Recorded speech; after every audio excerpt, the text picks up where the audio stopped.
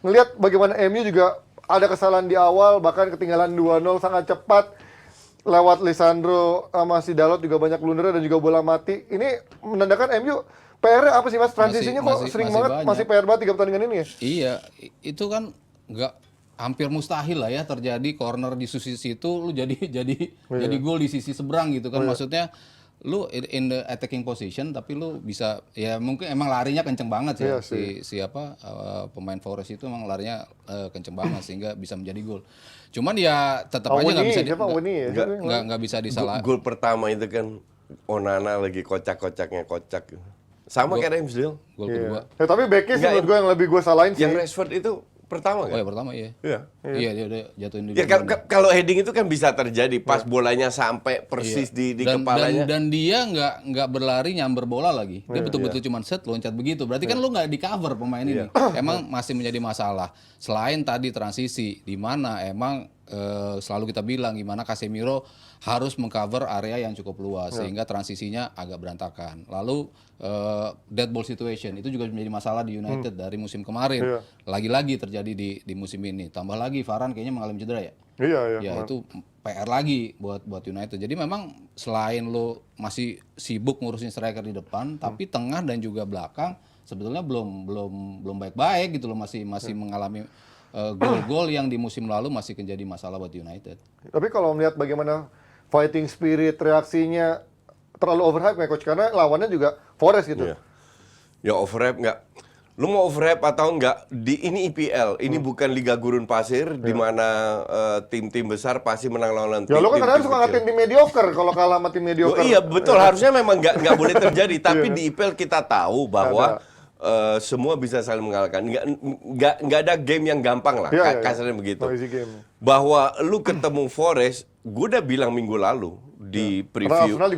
Iya, Forest ini nggak gampang. Nggak akan jadi easy game karena mereka very low block, terus habis itu long ball counter ya kan, itu nggak gampang untuk tim yang membangun bola build up dari belakang. Walaupun biasanya Arsenal musim lalu lawan low block itu menang. Bagus, iya. Sabar, ngebukanya ngebongkarnya lebih sabar. Nah, intinya dengan MU ya mereka membuktikan masih ada mental untuk juara.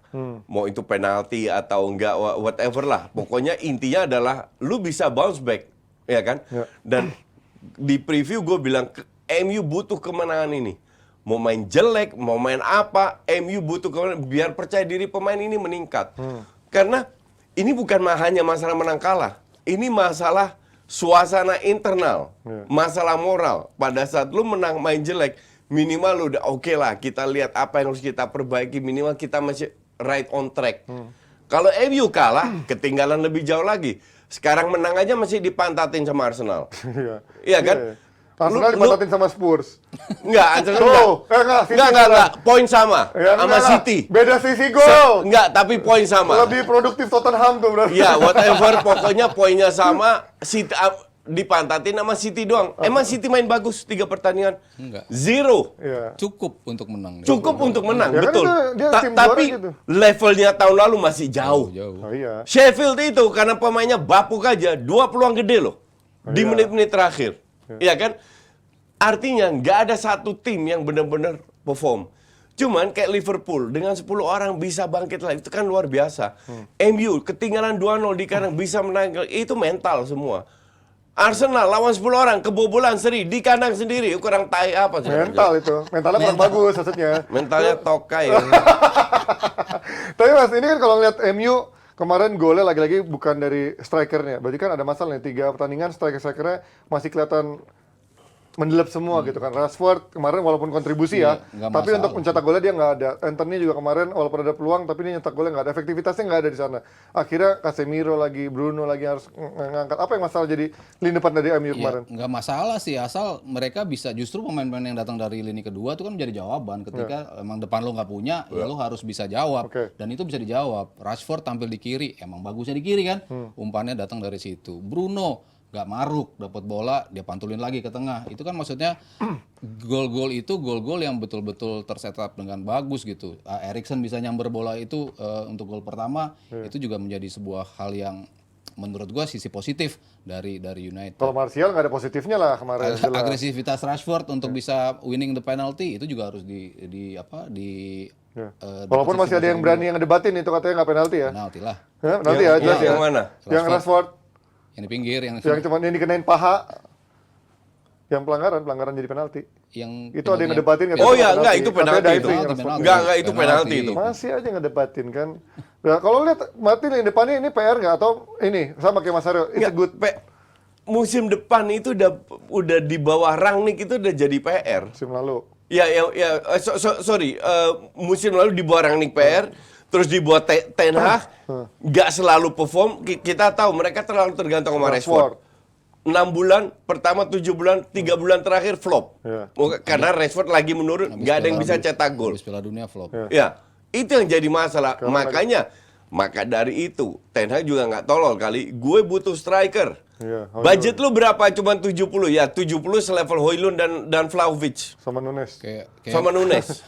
misalnya contohnya Barcelona juga Lewandowski baru sekali golin juga, tapi kan yang lainnya bisa mencetak gol gitu. Kualitasnya. Iya. Itu yang penting kan supporting lo ketika lo striker lo nggak bisa perform, ya lo bisa mencetak gol. Dan kemarin United in that way mereka cukup bagus menurut gue. Dan kemarin ada yang bahas bagaimana Casemiro terlihat begitu lambat, walaupun dia sama Eriksen ya, tapi transisinya memang kelihatannya Casemiro udah nggak cukup kuat untuk mengcover sebagai gelandang bertahan. Itu apakah memang dia butuh tandem yang memang justru menjadi cover areanya gelandang bertahan, bukan dia lebih advance. Sekarang kan dia lebih suka maju kan, nyetak gol depan kotak penalti Dia juga. maju pas bola-bola mati aja. Iya. Lebih Enggak, baik tapi sering gitu. juga dia lari juga untuk Oh iya, mengambil betul, untuk betul. transisi ke apa Cuman counter- gini, kalau dia lari itu temen-temennya harus adaptasi kan, Iya. harus cover atau apa nutup biar nggak kecolongan, biar nggak di counter lewat tengah. Nah itu kan bukan salah dia. Iya. Nah kalau itu salah temennya, sementara dia yang disalahin karena dia ke depan, oke? Nah harusnya dia tahu kapasitas pemain-pemainnya juga temen yang lain. Iya. Ya, sama kayak gue main bola sama Van Nicola, Iya, ngerti nggak? nggak mungkin. Ya gue keluar nggak mungkin gue pindah, Nggak mungkin. pasti amburadul kan, ngerti nggak? Iya. Jadi lu kan tahu, ya, lu Kenapa juga Van Nico sih? kita sering main bareng kan, Iya. atau Mardella juga kayak Aduh. gitu. Lu kan tahu partner lu seperti apa. Nah ini mungkin dia terlalu pede dan dia harus tahu bahwa partnernya performanya juga agak menurun. Berarti ini tandanya masih butuh seorang DMF murni kayak Amrabat nggak? Karena kan kalau katanya Henderson jadi dijual, dia pengen beli tuh. Butuh banget. 20 juta, 30 Mungkin juta. perannya jadi switch kayak Saka di sebelum musim kemarin sama Saka di musim kemarin. Oh, Dia iya, jauh iya. lebih advance kan. Ternyata kontribusinya lebih bagus banyak ketika untuk dia mencetak lebih gol ya. advance. Itu 3 hari lagi loh. Iya, Casemiro tinggal bisa tutup lagi. lebih advance karena kan di sini operan-operannya justru keluar. Sementara ketika di Madrid dia jarang melakukan operan-operan jauh. Lalu coverage-nya otomatis nggak sejauh itu ketika dia harus menutup ke belakang. Dia butuh siapa yang ada di belakang ketika dia melakukan role advance-nya itu. Gue rasa sih tetap butuh ya. Maksudnya Eriksen secara bergantian mungkin lu bisa gitu ketika Casemiro maju pasti kan Eriksen yang nggak ikutan maju. Iya, tapi dia buat pasti nutup. ngejar Tapi kan nggak transisi mungkin. bertahan jelek sih dia. Lu 38 pertandingan ngarepin dia 90 menit kayaknya nggak bisa juga. Nggak bisa banget. Nggak bisa, Nah, pasti lo butuh. Dan yang gue kaget kan katanya dengan cederanya Shaw, segitu nyarinya kah dia sampai nyari apa Alonso-nya Barca, Kukurea. Karena Malaysia masih terlalu mentah. Iya, gue setuju itu. Masih terlalu mentah. Butuh waktu lagi. Dan punya duit masalahnya, apakah mungkin loan kali ya Kukurea atau si Enggak, Alonso. lo nggak akan nggak akan dikasih juga. Chelsea kalau kasih Kukurea ke sana mending gue cadangin. Karena mau perkuat MU dong. Oh, iya sih. Iya kan? Iya, iya. Kecuali lu mau beli, ya kali beli. Nggak 30 punya aja nggak mau nggak ada duit, apalagi 70 juta. Iya, Atau 60, nggak mungkin dijual 20 kan? Iya. Mungkin. Jadi nggak mungkin, forget it Kukurela masuk, dan itu ngejawab pertanyaan yang nyawer tadi. Bukan masalah Kukurela cocok, karena cocok aja. Cuman nggak mungkin ke sana. Tapi ada netizen yang bilang katanya lu ngomong di YouTube lo dari mana katanya Kukurea hancur ya. Lu bilang enggak ya? Kapan Enggak ya? ngomong? Ada yang bilang soalnya katanya Kukurea tuh jelek gitu, makanya gua nggak tahu. Nggak. Gue baru denger. Omongan gue itu kan dipelintir yang 3 tahun lalu seolah berlaku untuk sekarang. Mungkin ada saatnya di mana Kukurela main jelek, gue bilang jelek, terus seolah-olah berlaku selama 3 tahun. Tapi untuk Tapi emang di Chelsea jelek sih. Chelsea ya, Di Chelsea emang jelek Iya. sih. Karena kan dia sering banget main dari start menit 30 diganti itu Iya, dalam iya. 3 pertandingan loh. Iya, iya. Ada momen di mana dia masuk start tapi nggak sampai 1 babak dia diganti. Tapi di Brighton kan bagus banget. Brighton bagus. Iya. Makanya ketika jeleknya itu Artinya di Chelsea emang. ini pemain kan ups and down. Iya. Ya emang butuh ini sih, adaptasinya mungkin nggak cocok sama Chelsea, kemudian ya sama gaya mainnya juga mungkin nggak seluas waktu sama Brighton kan. Sama Chelsea musim lalu semuanya juga jelek kan. Iya, iya. Iya, makanya dan that's why. Tapi musim ini nggak jadi pilihan pun juga berarti kan ada tanda tanya, berarti dia nggak lebih bagus juga daripada Chilwell berarti kan sebenarnya. Iya, ya Chilwell Enggak, bagus ya. emang. gue nggak yakin bahwa lu nggak bisa menilai itu karena dia nggak diberi kesempatan dari awal kayak Ya, tapi kan Chilwell. pelatih bisa melihat dari latihan Karena butuh dan- home dan ground. pramusim Ya, juga. emang pelatih nggak bisa bikin kesalahan. Bisa. Ya pemain juga banyak bikin kesalahan juga. Iya, tapi kan, exactly. ya kan? Tapi at least lu kasih kesempatan kan. Ya masih panjang season ini. Tapi Iya. kalau lihat dari musim lalu sih kelihatan memang Kukurea susah dapat tempatnya kalau based on musim lalu.